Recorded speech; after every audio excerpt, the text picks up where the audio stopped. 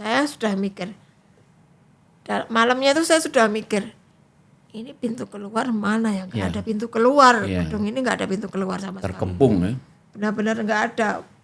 Benar-benar itu habis yang matiin dulu di dapur itu. Ya. Kemudian masak, giliran sudah mateng, ayo wawancara sama aku. Jadi wawancaranya sambil makan. Ya. Ya kalau hari itu masaknya sayur bening sama sambal terasi ya itulah menu makan siangnya. Dibobol dulu Mas. Ya. Itunya dibobol dulu, atapnya dibobol dulu. Saya naik. Kamu yang pertama naik di atas itu? Masnya naik dulu satu, terus dia pakai nyari tangga pun. Ya. Kita naik dulu terus ngangkat dari atas gitu. Terus sementara pikiran saya ini sebagai orang lapangan dan terbiasa ngadepi orang-orang demo, saya ngitung ini kalau bom molotov ya habis juga saya. Ya. Saya lewat mana?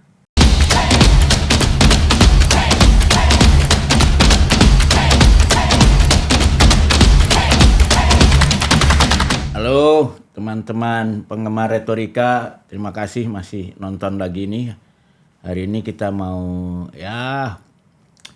cerita nostalgia, tapi penting untuk kalian ketahui, terutama yang muda-muda nih, para Mas Topo juga, karena kita beruntung ada 2 orang yang sangat tahu apa yang terjadi di belakang layar di istana ya, dan mereka orang independen, jadi tidak punya interest apapun kecuali untuk kepentingan publik. Yang pertama saya perkenalkan ini Mbak Ninil ya. Widyarsi Agustina. Ya, nah ini kalau teman-teman yang ngamati PDIP waktu kongres, beliau duduk di kursi VVIP. Nah, karena kalau istilah kita ngeledekinnya itu adalah TM, temannya Mega. Wah, temannya Mega ya, karena beliau sudah kenal sejak lama. Tentu teman sebagai wartawan ya, Maya. Udah jadi wartawan duluan kan, baru kenal Mega ya. Iya. Saya kenal Mbak Mega tuh justru pada saat jadi wartawan. Jadi wartawan ya, oke. Dan yang sebelahnya ini adalah Mas Suhartono ya. Ya, wartawan harian Kompas yang udah 21 tahun ya di istana ya. Di istana ya. Jadi berapa presiden ya? Sejak Bu Mega. Sejak Bu Mega ya, Bu Mega, terus Pak SBY, Pak Jokowi. Pak Jokowi 2 kali, Pak SBY juga 2 kali ya. Sekarang masuk ke Pak Prabowo ya. 4 bulan. 4 bulan ya. Karena Januari pensiun. Oh, Januari pensiun. Jadi udah purna karya. Tapi kan pensiun sebagai pegawai, sebagai wartawan kan nggak pensiun kan. Ya, saya dikaryakan di penerbit buku Kompas. Oh, ya. Kadang suruh bantu-bantu. Iya. Di koran. Iya. Kompas TV. Kompas TV ya. Kompas.com. Ya, pokoknya masih beredar lah sebagai wartawan ya. Terima kasih sudah hadir di acara ini. Sama-sama. Ya. Nah, kalau Mbak Ninil ini saya justru malah sudah kenal beliau tuh sejak tempo di Bredel ya, 94 ya. 94 karena tadinya masuk di Berita Yuda, lalu pindah ke Media Indonesia pada saat saya di Media Indonesia. Ya, sebetulnya resminya bukan Pemret. Apa? Redaktur eksekutif. Karena waktu itu kan Pemret harus izin ke Departemen Penerangan. Dan nggak mungkin saya dapat izin dari bahan pokok. bahkan status saya waktu itu konsultan, walaupun dalam prakteknya sebagai wartawan. Karena waktu itu kan yang menandatangani Sirna Galih itu tidak boleh jadi wartawan. Iya. Ya itu loh teman-teman, zaman itu bayangin jadi wartawan aja bisa dilarang tanpa pengadilan. Ya. Tapi dunia sempit ya Mas. Ya. Ketemu di Indonesia sekantor hanya beberapa bulan. Ya. Kemudian saya masuk Forum Keadilan. Forum Keadilan ya. Waktu itu masih Pak Karnilias ya. Sama Bang Panda dan lain-lain. Sama Bang Panda ya. Dari Forum Keadilan pindah lagi. Saya masuk Abad Online, astaga.com. Astaga.com ya. Oke. Oh ya sama ini ya, Desi ya. Sama Desi. Sama anaknya Desi Anwar, Mas Gun juga ya. Iya. Ya. Dari astaga.com baru masuk Tempo. Baru masuk Tempo itu 2000 lah. 2000 ya, sesudah Tempo terbit kembali dengan Huru Hara ya. Huru Hara. Ya. Jadi tepatnya tuh saya kalau dihitung dari nol ya. Ya. Ini kayak Pertamina aja. Ya. Mulai dari nol, Ya. saya sudah 25 tahunan 25 jadi tahun. wartawan. Wah. Tapi masuk Tempo ya hitungannya dari 2000, 99 2000 lah. Ya. Kalau Mas Ahar ini sebelum di istana di mana? Saya itu 90, Ya. tahun 90. Pertama jadi wartawan di grupnya majalah Mingguan Sentana. Oh, Sentana. Oh iya. Yang depannya juga ada Itu kode Ilham buntutnya. Bintang bukan ya? Bukan, Mas. Itu grup siapa? Bukan, ya? grupnya Grupnya Kompas ya. Kompas ya? Kompas. bukan Bukan kan, di luar. seingat aku. Itu redaksinya di Selipi. Oh, Selipi. Selipi sebelah pengadilan itu. Mingguan. Mingguan ya. Oh, Mingguan bukannya Sentana. Mas Wendo dan lain-lain. Bukan. Nah, habis itu saya 6 bulan di situ. Saya masuk ke tabloid Monitor. Oh, sama Mas Arswendo. Mas ya. Wendo. Ikut bikin poll pendapat itu. Nggak ikut, tapi tahu. Ah. Ikut membaca hasil pollingnya juga. Iya. Saya hanya berkomentar waktu itu, aduh anak-anak muda sekarang Iya. kok yang menjadi idola adalah manusia. Iya. Mbak Tutut Iya. yang nomor 1. Pak Harto, Bung Karno. Tapi kok Nabi Nomor berapa waktu itu ya? nomor 11. Nomor waktu 11. itu.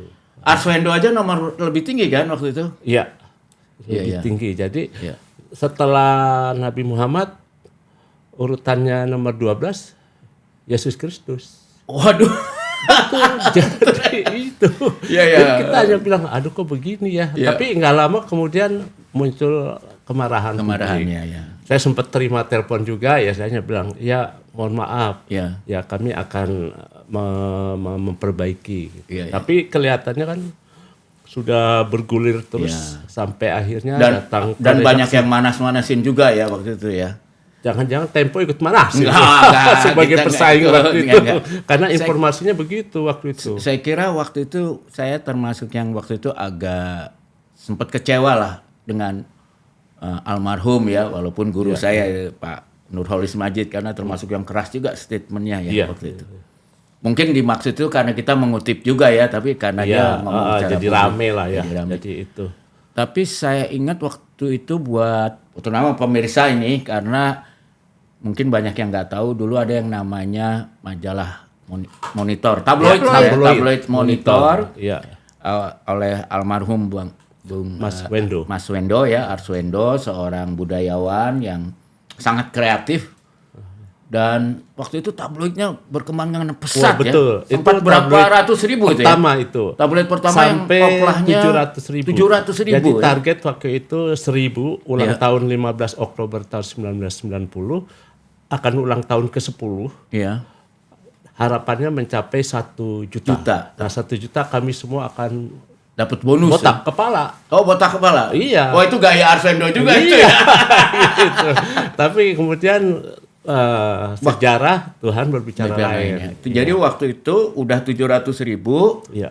Lalu ini salah satu kreativitasnya almarhum Bung Arswendo bikin poll pendapat siapa tokoh paling Iya, populer. betul. Dan akan Targetnya dapat ke hadiah sana. kalau nggak salah orang Iya, yang milu ya. karena memang ya belum ada metodologi yang digunakan. Iya. Jadi hanya pertanyaannya siapakah tokoh idolamu? Iya. Bisa artis, bisa Iya. olahraga, Siapa saja ya. bisa tokoh agama. Iya. Nah, masyarakat kan dengan latar belakangnya sendiri-sendiri, ada yang memilih Iya. olahragawan, ada Iya. yang memilih nabi. Nah, Nomor kebetulan 1 siapa waktu itu ya?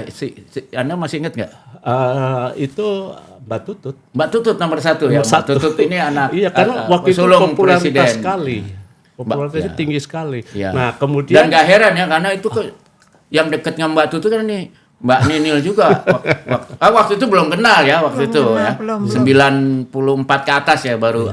itu ada 90 ya. kejadiannya. Enggak, Itu 90 ya. Iya. Saya kenal Mbak Tutut itu baru 96 97. Iya 96 97 ya. Udah masa transisi lah ya. Udah mulai beliau keliling Safari ya. safari Sebelum Menteri Sosial ya. sebelum. Oh iya iya. Ya, jadi Mbak Tutut nomor 1, nomor 2 Nomor siapa? 1. Saya agak lupa. Pokoknya semua ya tokoh-tokoh. Baru ke-11 Nabi Muhammad, 12 Yesus Kristus. Ya. dan selanjutnya seterusnya, itu. Nah, itu yang menimbulkan amarah waktu itu ya. Nah, Jadi amarah itu juga mungkin selain tadinya kan awalnya nggak banyak orang yang ribut ya. iya. Karena Lalu kebetulan baru mulai tokoh-tokoh dan ada kecurigaan juga media-media yang merasa kalah bersaing gitu. karena kan waktu itu ya memang lemah. nggak ada yang lawan monitor sih waktu itu. Iya, iya. Nggak ada. Dan itu tablet pertama ya. Secara Tablet bisnis pertama. nggak ada yang lawan. Dan waktu itu almarhum Gus Dur bilang monitor boleh tutup, tapi ideologinya akan ditiru oleh semua media. Dan betul akhirnya media-media muncul dengan tablet yang ngeler, istilahnya ler. Terutama rakyat merdeka itu ya. Kan muncul ada popularitas. Iya, iya. Dan walaupun korbannya Mas Arswendo masuk penjara Masuk ya. penjara 2,5 tahun. Tapi ya Mas Arswendo itu hebat ya. Dia di penjara itu saya baru tahu belakangan beliau rupanya bikin sanggar melukis. Iya, betul. Dan saya tahu begitu karena waktu kantor kita diproklamasi ya, ada Ninil udah di Tempo. Saya bikin kegiatan dengan waktu itu dengan Mas Imam Prasojo, Profesor Imam Prasojo yang ahli sosiologi. Yang gerakan Pramuka. Ya, karena kita kan mau memberhentikan, ingat nggak di proklamasi waktu itu anak suka tawuran dari jalan talang, jembatan itu ya, Iya, di depan jalan itu. Sampai satu hari saya lihat sendiri tuh, satu anak seumur anak saya yang laki-laki waktu itu, saya turun mau ikut meleret, tahu-tahu ada satu anak yang tawuran ketinggalan, jatuh, ditusuk. Pakai celurit, pakai apa, dan akhirnya mati. Mungkin umur 11-12 tahun gitu. Wah, jadi saya akhirnya pikir, waduh, kita mesti lakukan sesuatu lah. Jadi kebetulan Mas Imam Prasojo juga tetangga. Iya. Kita mula-mula biasa ke polisi. Terus polisi bilang, waduh, kita patroli susah, mobilnya aja kijang, sering mogok, nggak ada universal. Belum lewat sudah dilemparin. Ya, lalu tapi Mas Imam kita waktu itu kan dengan Mbak Nila kenal dengan TK waktu itu ya, Mbak almarhum Taufik Kimas. Dan waktu itu ada program masyarakat membantu polisi untuk mobil patroli. Saya ingat harganya tuh 100 juta mobil Kia atau bukan mobil buatan Korea itu loh, udah lengkap dengan akhirnya Mas Imam dengan saya kita kan di daerah situ Menteng ya, banyak orang kaya, bisa dapat 10 Mas. 10 dikasih ke pos polisi supaya mereka sering bisa patroli ngoing-ngoing ya. Nggak berhenti. Udah pakai tentara, datengin pakar-pakar UI, nggak berhenti.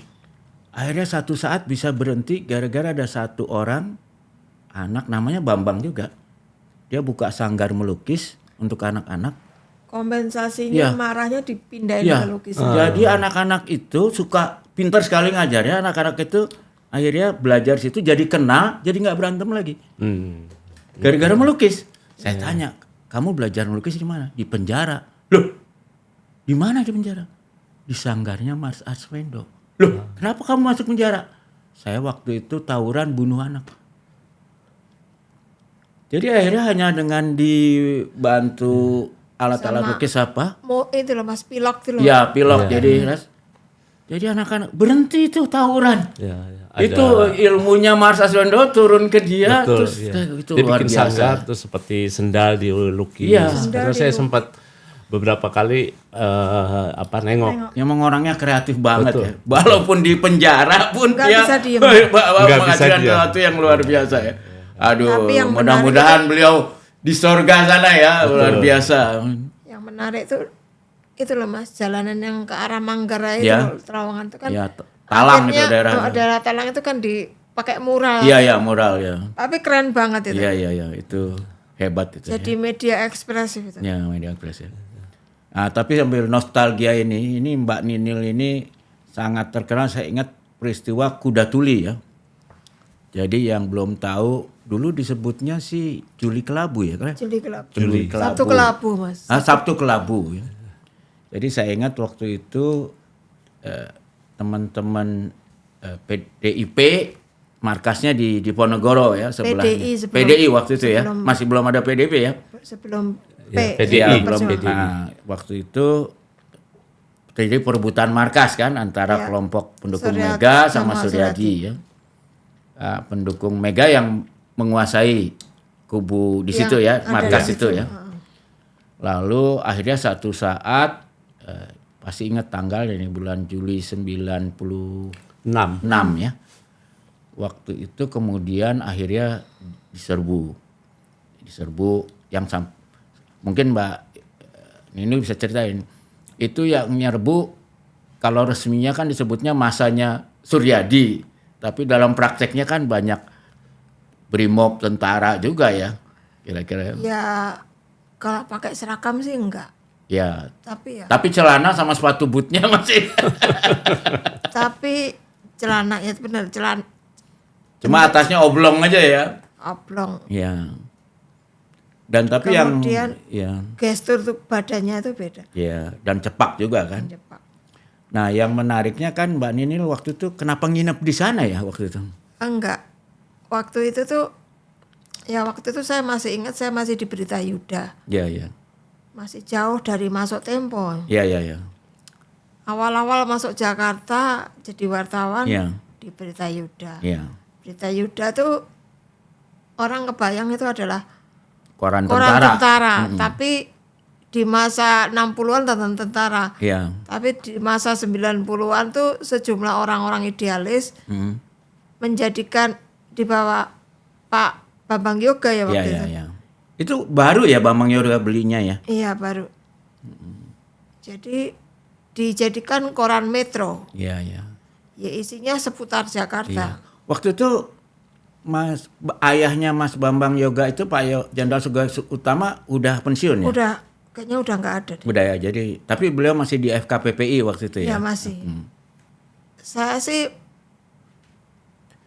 awal jadi wartawan ya mimpinya masuk Tempo, tapi Tempo waktu itu kan belum terbit. Belum, masih di beredar.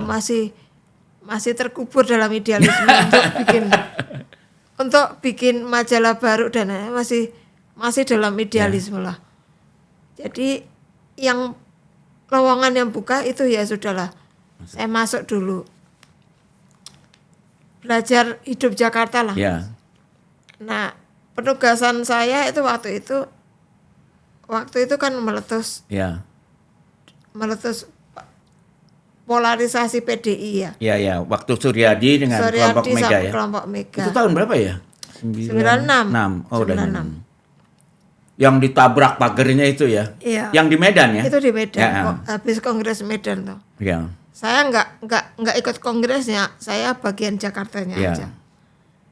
Nah, saya yang ditugasi itu beberapa orang. Belum kenal Ibu Mega waktu itu? Belum. Justru karena momentum itu saya kenal Bu Mega. Ya. Tugas kami dibelah jadi dua. Ya. Satu yang supaya cover both side, satu di tempatnya Suryadi, satu di tempatnya Mega. Saya bagian paling apes, Mas. Karena apa? Karena di tempatnya Suryadi kan udah jelas tuh. Di CSIS ya waktu itu atau enggak? Enggak. Itu ya ke Medan. Ya. Ikut jalan-jalan lah ya. Jalan-jalan dah. Pokoknya bagian berkeringat kasih yang muda. Iya.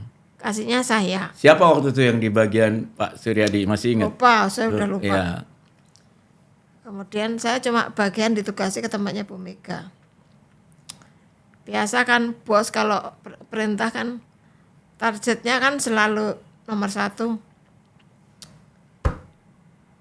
Harus A1. A1 harusnya dapatnya langsung ya.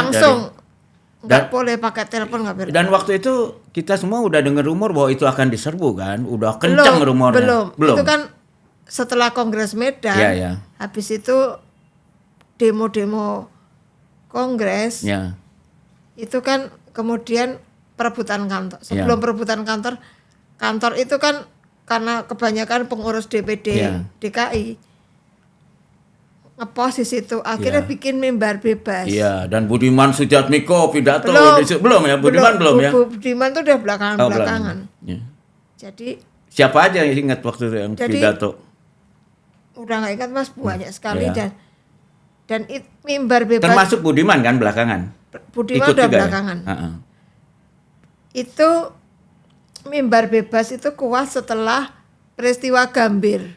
Oh, iya. Peristiwa Gambir itu kan demo di Gambir. Iya. Sebenarnya yang Bu Mega harus melarikan diri itu ya waktu itu ya. Demo tadinya mau masa PDIP ke istana. Iya. Karena protes campur tangan istana terhadap Monas. Kongres PDIP. Masanya masa Said dari Bogor itu ya, turun. Campur semuanya. Ya.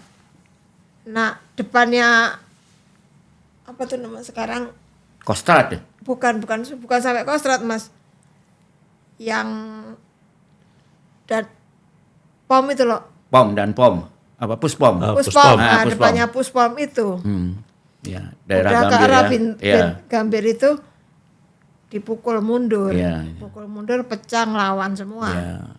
Dan terjadi kekerasan lah ya. Kekerasan. Protes ya dipindah ke daripada jatuh korban. Protesnya akhirnya yang demo-demo itu melampiaskan kemarahannya ke Diponegoro di mimbar bebas. Ya sudah. Itu cara lain. Saya masih ingat Kapolres ya Pak. Kapolres. Waktu itu Pak Abu Bakar. Iya, yang meninggal kena meledak di RSAL ya. Iya. Yang Jakarta Pusat itu Pak itu. Nah, itu. Disitulah kemudian ya itu tiap hari ke situ. Iya. Nah, itu duduk di situ aja udah duduk di situ aja udah beritanya udah banyak, Mas. Iya. Karena itu ya, karena yang pidato-pidato Pidatonya nggak berhenti dan semuanya tokoh toh. Iya. Jadi kamu produktif sekali dong sehari zaman itu. Iya. Kalau untuk koran yang independen ya produktif, Mas. Tapi berhubung koran saya namanya Berita Yuda ya. Namanya aja Berita Yuda ya.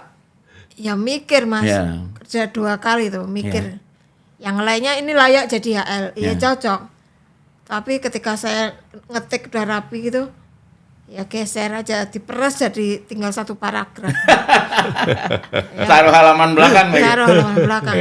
Itu mending kalau kemudian masuknya lanjutan. Jadi ya akhirnya ya sudahlah. Terus merasakan betul nama koran yang ada tumpangannya, bukan media yang independen ya. Nah, tapi ya itulah justru tantangannya dan tantangan untuk bisa dekat dengan Mbak Mega dengan media Berita Yuda. Saya datang ke sana tuh ya. Ya karena pasti Mbak Mega curiga ya. Koran Berita Yuda datang ke saya, wah jangan-jangan apa nih? Ya gitu kan pasti. Ya. Saya nggak bisa masuk, masih kebagusan itu. Nggak bisa masuk ya? Nggak bisa, dikira Intel loh. Ya pastilah. Perempuan disusupkan. Padahal waktu itu saya udah tahu di situ ada Intel dan Mbak Mega sendiri yang kenal itu Intel dari BIN. Iya. Masih badannya gede, Pak Beni, saya masih ingat. Ya saya mengenalkan diri ke Mas Taufik, Mas, saya wartawan dari Berita Yuda. Tapi disitulah saya melihat yang tidak dibayangkan oleh banyak orang waktu itu bahwa seorang Megawati dan Taufik Kemas itu orang-orang yang sangat humanis, semuanya dirangkul. Iya. Dia nggak peduli. Apalagi almarhum Taufik Kemas ya, kayaknya sangat. Semuanya dirangkul. Dan saya dari situlah saya mulai punya, oke, aku diterima. Iya. Udah nggak kecil hati dulu. Iya. Terus kalau malam nggak bawa jaket tuh, Mas Taufik itu mengambilkan selimut itu loh. Iya. Jadi kita selimut atau sarung lah. Jadi sehingga kita tuh bisa kaki naik meriung di situ. Di halaman rumahnya Mbak Mega yang ngerungkot itu. Iya. Di Kita Kebagusan masih di Kebagusan. Nah, jadi kamu sering nongkrong di situ? Ya nongkrong di situ gimana lagi? Oh, gara-gara setelah peristiwa Kuda Tuli itu ya? Sebelum, Mas. Oh, sebelum. Karena semenjak peristiwa Kongres itu di Medan. Kongres Medan, kemudian pecah ya.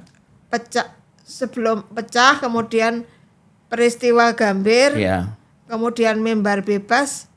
Nah, apa yang akan ditampilkan di mimbar bebas kadang-kadang diobrolin di di situ ya, di Kecugala. Nah, saya melihat sering ketemu Mas Eros juga dong. Ya, semakin malam tokoh yang datang semakin luar biasa. Ya. Jadi kalau saya pulang sore rugi. Ya. Jadi saya pulang sore cepet-cepet ngirim laporan, terus balik lagi ke kebagusan. Ya makan di sana, ya tidur di sana bareng segala macam. Di sana itu semuanya di garasinya tuh dibuka, digelar macam-macam. Dan semua semua kader PDIP dari daerah tuh datang semua.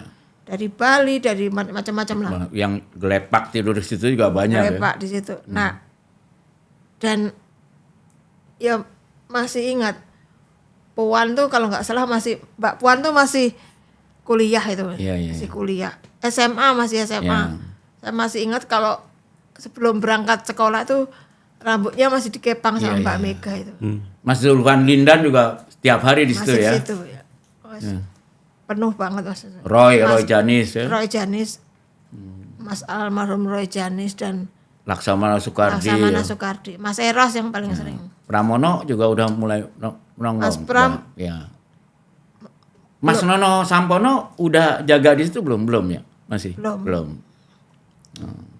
Kan itu Mbak Mega belum wapres, masih jauh. Ya. Jadi kalau malam tapi kan itu Mas Nono udah ditugasin Pak Beni waktu itu untuk ngawal Mbak Mega kan?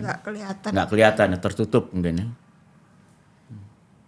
Itu tuh ya suasananya begitulah. Kemudian udah mendekati tanggal 20 tuh 27 Juli ya. Sebelum tanggal 20-an Juli itu udah ada kabar bahwa kantor ini mau diserbu ya. Waktu itu bukan Menko ya waktu itu. Menko Polhukamnya Pak Susilo Sudarman kan waktu itu. Iya, Pak Susilo bukan Menko Polhukam. Kasospolnya masih Pak Sarwan Hamid. Iya, Pak Sarwan Hamid. Waktu itu dia udah keceplosan lah. Beresin aja itu di Ponorogo. Iya. Kita langsung tahu bahwa akan ada ini. Serbuan ya. Iya. Bahkan pernah kan berapa kali disangka mau hari itu diserbu ternyata nggak jadi. Gitu. Ya, kita tuh karena saya udah kirim wartawan waktu itu untuk jaga gitu kan dapat info mau diserbu. Kirim malah nggak jadi. Kita tuh masih ingat Mas, berangkatnya tadi di awal-awal kesana tuh pakai tas biasa, tas lempang aja ya. Nggak bawa kaos, nggak bawa apa-apa. Begitu setelah Gambir, kita berangkatnya pakai ransel. Iya, bawa sikat gigi juga. Bawa sikat gigi, bawa anduk. Odol. Anduk terutama, anduk, odol. Sabun. Dan tidak lupa botol minuman sama ransum makanannya. Odol juga waktu itu diajarin kalau kena gas air mata kan ya. Itu properti banget. Jadi waktu kamu akhirnya malam 27 Juli itu sebenarnya udah tahu ada risiko diserbu ya? Kita nggak mengira hari itu Mas. Jadi kita pikirnya ya kita kalau mau nulis yang karena ada penugasan untuk nulis feature kan. Iya.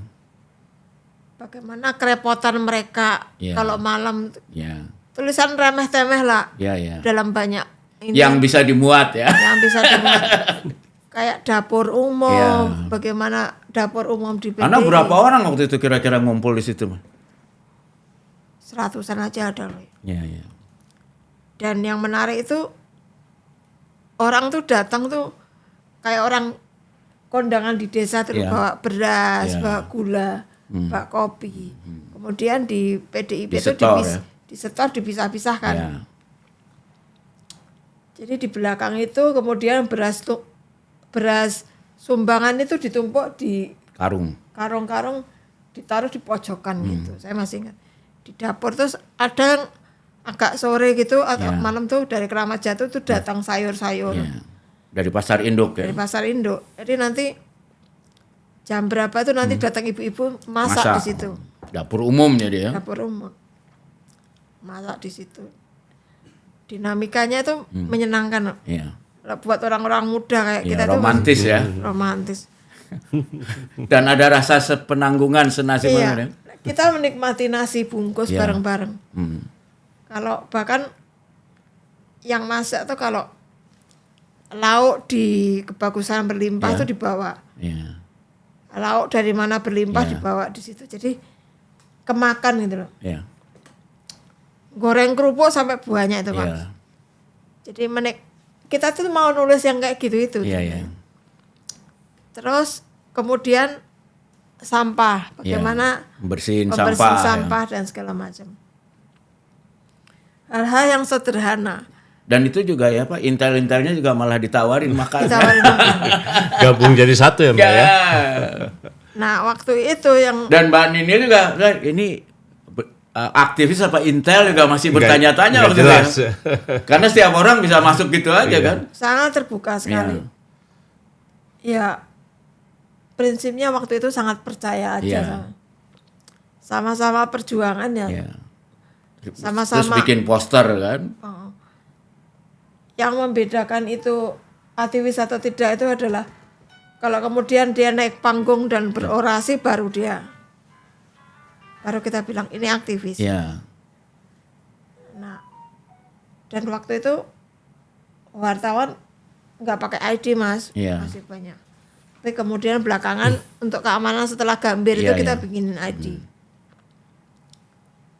Dan kalau wartawan tuh waktu itu basisnya muka. Mbak Mega tuh hafal. Dan kita tahu beberapa orang kalau udah ada si X, si Y, oh Mbak Mega sudah datang. Kalau ada, termasuk wartawan Merdeka itu siapa namanya dulu yang Ratna. Enggak, yang cowok juga ada kan yang boleh bikin wawancara inilah dia buat yang deket-deket lah ya. Atau ada Mas Eros kali ya. Mas Eros waktu itu semuanya di Mas Eros. Zaman itu Mas Eros masih sangat membantu. Yang bikin pidato dan sebagainya. Nah itu, jadi kita tuh sampai hafal zaman itu kita menghafal pergerakan. Zaman sekarang kan enak pakai telepon, sosmed kita bisa ngelacak orang. Mas dulu kita tuh basisnya apa coba? Apa? Kita apal. Pajeronya masih amat kita nyebutnya B390. Apa belakangnya? Kita menyebut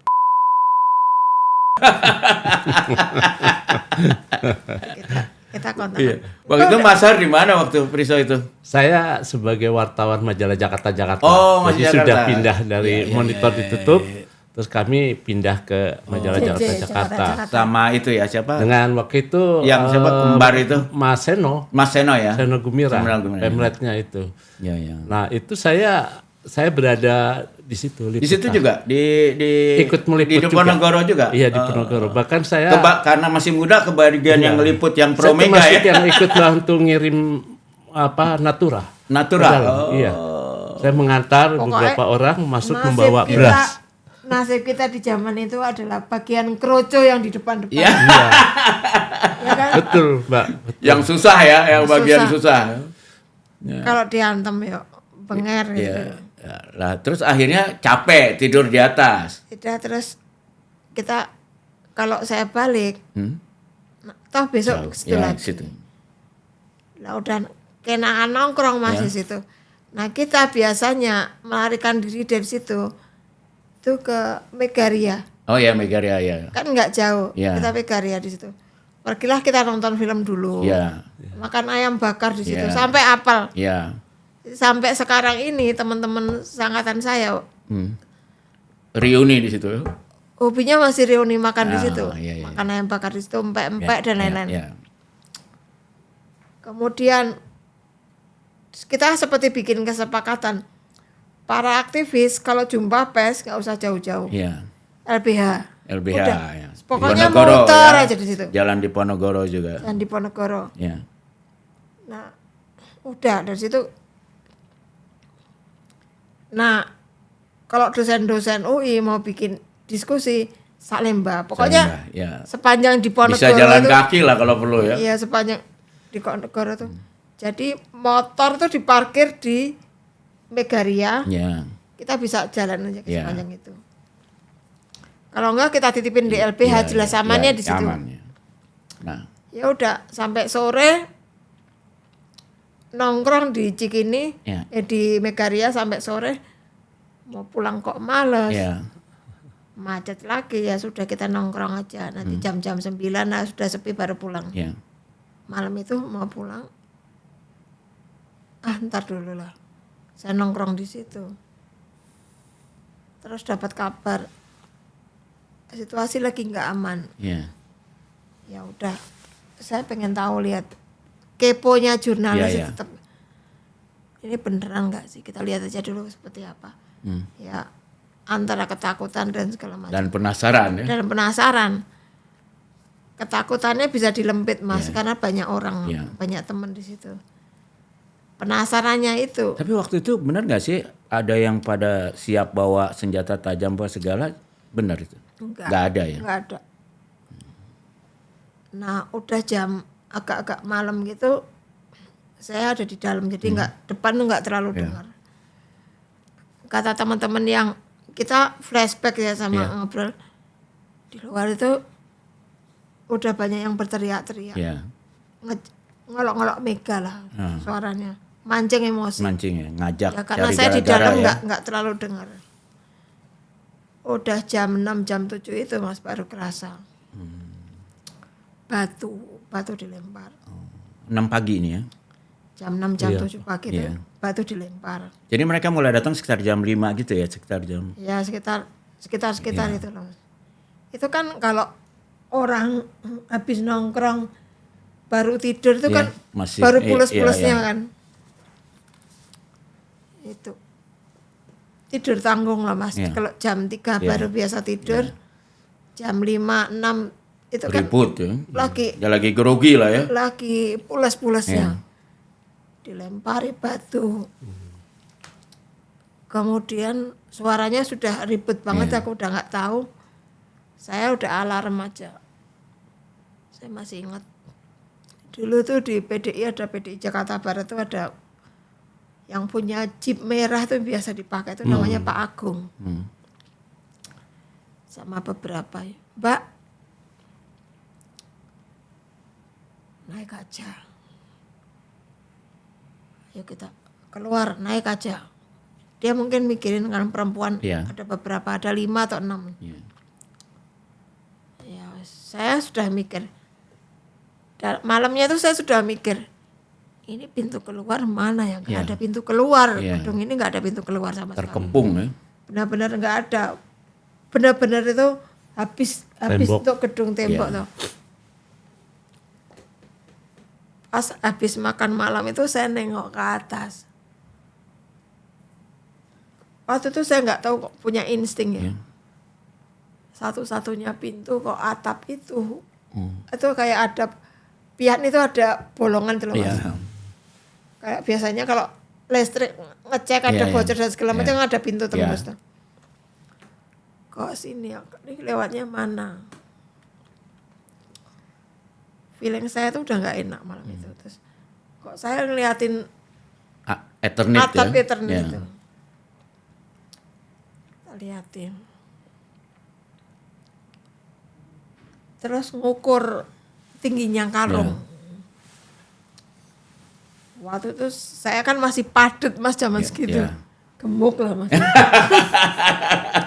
Kita Jawa segitu nggak mau menyebut gemuk, itu padet. Cukup padet. Ya, eufemismenya Mbak. Ya akhirnya ya sudah. Sekel. Langsung kita mikirnya, wah kalau saya masuk ke ini rombongan itu segitu banyaknya masuk ke dalam, saya belum ngitung berapa jumlah orangnya, nggak bisa ngitung Mas. Cuma panik yang dilempari. Batu. Jangankan gedung terkepung, rumah kita kalau kena lempar batu aja kita udah panik. Gitu. Batunya gede-gede segini-gini loh Mas. Ini paling kecil ini. Ya, batu bata. Terus kalau aku sih enggak, kayak nyongkel aspal itu loh. Batu dilempar. Ada yang tajam. Ada yang perang kena kaca. Segala macam. Sementara pikiran saya ini sebagai orang lapangan dan terbiasa ngadepi orang-orang demo, Saya ngitung ini kalau bom molotov ya habis juga Habis saya. ya. Saya lewat mana? Prinsip dasar yang diajarkan di kantor atau sebagai jurnalis itu kan yang penting selamat dulu. Ya. Karena kalau nggak bisa beritain Kita juga. nggak bisa ngapain. Nggak bisa. Malah jadi berita. Nggak bisa ngapain. Selamat dulu. Ya. Karena posisimu adalah saksi. Saksi itu harus selamat Ya. dulu. Ya udah, pilihannya adalah keluar sekarang. Ya karena udah rame begitu, Ya. aku harus keluar sekarang. Harus selamat sekarang. Ya. Ya udah. Ya kemerokok Mas. Pengen nangis. Ya nangis waktu itu saya. Cuma aku bilang, nyebut ibu saya almarhum. Ibu saya, terus kemudian bayangin harus keluar. Doa dulu. Sambil ndremimil. Saya ndremimil rosario, pegang rosario kan saya selalu pegang rosario. Pegang rosario itu saya naik ke tumpang beras itu. Licin Mas, merosot. Jam berapa itu? Jam 7. 7 pagi ya. 7 pagi. Pagi udah terang Pokoknya tadi ya. Udah batu-batu ya. Batu-batunya udah. Terus merosot terus Kamu sendiri aja yang naik situ atau ada yang lain ikut? dibantu sama, akhirnya tadinya mau sendirian aja tapi terus beberapa juga memutuskan harus keluar. Iya. Saya kemudian dibantu sama beberapa kader PDIP, saya udah nggak tahu siapa lagi. Ya, Hanya kita didorong ke atas ya. dibobol dulu Mas. Iya. Itunya dibobol dulu, atapnya dibobol dulu. Saya naik, Kamu yang pertama naik di atas itu. Masnya naik dulu satu, terus dia pakai nyari tangga pun. Iya. Kita naik dulu terus ngangkat dari atas gitu, Iya. terus kita jalan ya kayak jalan Di atas genteng ya. bukan di atas genteng Mas. Oh, di tembok membatas itu ya. Tembok membatas. Ya udah kayak jalan di pematang sawah itu. Iya. Ke sebelah ya kan P3 ya, sebelahnya Masuk markas P3 kan. Kita sebelah. pilihnya masuk P3 dulu Iya. aja. 3. Kita targetnya masuk P3 dulu. Iya. Masuk P3 ada kayak semacam dak itu masuk, Iya. terus masuk belakang. Terus sekarang gedung belakang itu belum dibeli PDIP, sekarang Iya. kan udah dibeli PDIP. Iya. Itu gedung itu kosong, ada ya kita lewat ya kalau Turun dari temboknya di mana? nggak pakai ini Mas. Jadi tembok-tembok itu kita tuh nggak berani juga jalan dengan tinggi Iya, banget. iya. Bila ya akhirnya duduk dulu di jalan merangkak pelan-pelan, geser pelan-pelan Iya. sama itu. Pokoknya sampai di ujung deket sana itu, deket tempatnya Pak Bumin Sugandi itu. Oh rumahnya iya itu. Pak Bumin Sugandi ya. Itu Rumahnya Bumin ya. Bumin itu kan di situ Iya. pegawainya banyak. Iya. Mereka nolong, Oh, mereka bantuin. bantuin, ngasih tangga dan lain-lain. Oh, mereka nyediain tangga jadi bisa turun dari bisa situ. turun. Saya Itu yang di belakang kan kalau gitu? belakang. Oh, jadi bukan turun di P3-nya tapi di belakang. P3-nya kan enggak ada. Ngerinya. Masih jalan lagi. Iya, iya. Jadi saya turun dekat Bumin Sugandi itu, Iya. baru jalan ke Jalan Surabaya itu ya sekitar hampir 1-2 kilo lah. Iya. Cari taksi kan. Iya. Waktu itu kan di stop semua. Iya, loh. iya. Udah dekat Pasar Rumput lah, Iya. dapat taksi itu dekat situ. Pasar Rumput. Tadinya pokoknya udah jalan. Baru saya pulang. Tadinya mau pulang ke kantor. Oh. Dapat akhirnya taksi. Sendiri aja atau rame-rame? Sendiri. Yang lainnya udah nyebar Iya. nggak karu-karuan. Saya putusin aku balik kantor aja dulu. Iya. Balik kantor gimana pun Di mana waktu itu Berita Yuda kantornya? di Kalibata. Oh, di Kalibata ya. Nah, saya telepon Om Valen. Valen Skuadoi. Terus ditanya, oke yang penting kamu selamat dulu. Selamat, sudah. Di sana dikasih sarapan dulu, saya makan, terus ditanggap lah istilahnya. Iya. Supaya, Di briefing lah ya. supaya emosinya keluar Turun. dulu. Kemudian dia bilang, kamu feelingmu mau kemana? Saya pengen ke kebagusan. Sudah di sana aja. Kamu nggak usah mikirin huru hara yang ini, nggak usah. Kamu concern stay di sana. Apa yang ada di sana dan bisa kamu tulis, kamu tulis. Catat aja kayak kamu nulis diary. Pokoknya ditumpahin di situ. Jangan ada yang tertinggal. Saya catatin semua itu. Dan saya naik angkot biasa, saya pergi ke kebagusan. Sampai di sana itu saya malah ditangkap Mas Taufik. Suruh menceritakan pengalaman di dalam itu. Terus ditangkap Mas Taufik, Mbak Mega keluar. Suasana di situ sepi. Ya cuma ada Mas Taufik sama Mbak Mega dan putra-putri beliau ada. Tapi ya telepon nggak berhenti, Mas. Ada Mas Eros, ada Mas Dodok waktu itu sekretarisnya Mbak Mega yang lama. Itu monitor terus. Saya tahu telepon Mbak Mega itu nggak berhenti, nggak berhenti. Terus ada negosiasi tuh waktu itu. Mbak Mega mau dibawa ke DPP untuk mengurangi kekerasan tuh, mediasi lah. Mau diserahkan gitu loh. Itu Pak Pangdam yang telepon, Pak Setioso ya. Atau waktu itu wakilnya Pak SBY kan? Pak SBY. Ya itu Kasumnya dia. Telepon banyak banget, terus kemudian fax macam-macam. Fax, keprihatinan dan segala macam tuh. Salah satu yang diperlihatkan Mas Taufik ke saya tuh siapa? Mutia Hatta ya. Mutia kan, rumahnya di situ juga ya. Rumahnya di seberang. Dia menceritakan kronologisnya dan segala macam dan terganggu. Setelah itu banyak telepon yang saya masih ada catatannya siapa aja nelpon jam-jam itu. Itu bisa jadi buku dong sebenarnya. Saya kumpulin dulu aja, Mas. Kita tunggu bukunya, benar nggak Mas Ar ya? Kemudian cerita banyak detik-detik di hari itu dan bagaimana ekspresi Mega waktu itu. Oke, ini cerita yang membuat Mbak Ninil jadi salah satu legend lah ya, dan membuat dengan Mbak Mega tambah dekat kan, bahkan sampai boleh dibilang tidur sekamar lah dengan Mbak Mega tidur satu atap lah. Satu atap lah ya di situ. Terlalu lebay kalau saya tidur satu atap. Tapi jadi punya hubungan yang cukup dekat lah ya. Gimana nggak dekat? Semua wartawan di masa itu.